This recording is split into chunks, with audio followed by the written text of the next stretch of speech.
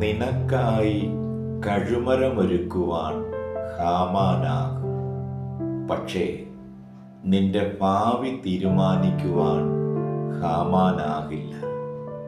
നീ അറിയാതെ നിനക്കെതിരായി ഗൂഢമായ പദ്ധതികൾ ആവിഷ്കരിക്കുവാൻ പലർക്കുമാകും. പക്ഷേ അതൊക്കെ നടപ്പിലാകണമോ എന്ന് തീരുമാനിക്കുന്നത് ദൈവമാണ്.